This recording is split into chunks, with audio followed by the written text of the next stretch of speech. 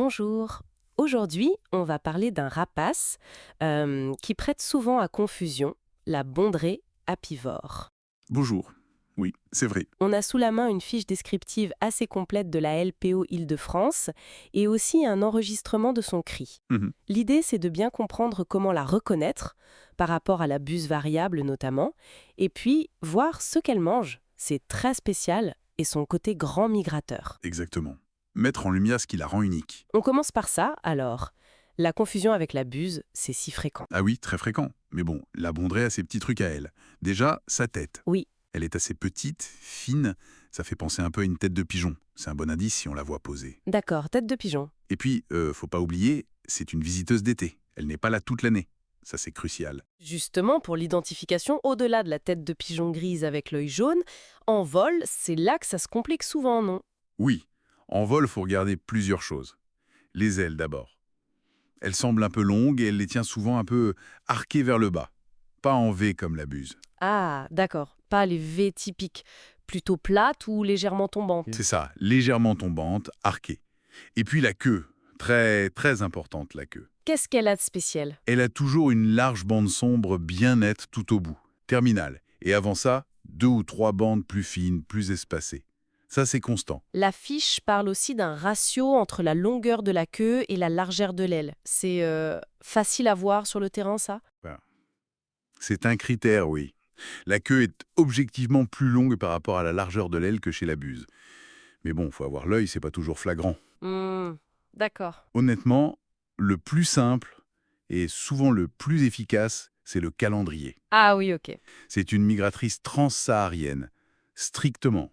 Donc on la voit en France, disons, de mi-avril à fin octobre, grosso modo. Donc si on voit un rapace qui ressemble en janvier, c'est réglé, c'est pas elle. Voilà, exactement. C'est une buse ou un autre rapace, mais pas une bondrée. Ça, c'est une clé d'identification très pratique. Alors venons-en à son nom, apivore, mangeuse d'abeilles. C'est un peu plus complexe, non? Oui, tout à fait. Le nous est un peu trompeur. Elle ne court pas après les abeilles en vol. Son régime, c'est quasi exclusivement les nids souterrains de guêpes et de bourdons. Ah oui, elle chasse les nids. C'est ça, elle passe du temps à observer, souvent en marchant au sol, les allées et venues des insectes pour repérer l'entrée du nid. Et après, elle creuse. Elle creuse, ouais, carrément. Avec ses pattes. Oui, avec les pattes, parfois elle s'aide du bec. Et elle peut descendre, parfois à 20 centimètres, même plus, pour atteindre les rayons. Les rayons de couvain, c'est ça? Les larves? Exactement, les larves, les nymphes, c'est ça son festin. Elle mange sur place ou elle emporte des morceaux de rayons. Elle attrape aussi les adultes, qui défendent le nid d'ailleurs. Fascinant. Et elle enlève le dard avant? Souvent, oui, elle a une technique pour ça. Cette spécialisation, ça veut dire qu'elle a besoin de paysages un peu mixtes. C'est-à-dire? Des milieux ouverts, comme des prairies, des champs, où il y a beaucoup de nids d'insectes, et puis des bois ou des bosquets juste à côté pour pouvoir nicher tranquillement. Les lisières, c'est typique. Logique. Cette dépendance aux insectes doit la rendre sensible à l'état des populations. Mais parlons un peu de ses comportements. Sa parade nuptiale est connue apparemment, hein? Ah oui, elle est célèbre. C'est le wing clapping. L'oiseau monte haut dans le ciel en planant, et puis d'un coup, il fait une série de battements d'ailes très rapides au-dessus de son dos. Comme s'il applaudissait. Exactement. C'est assez spectaculaire à voir au printemps. Un vol très particulier. Ça doit être quelque chose. Et après cette parade, la nidification, j'imagine que c'est plus discret. Oui, très discret. La ponte est assez tardive, souvent en juin.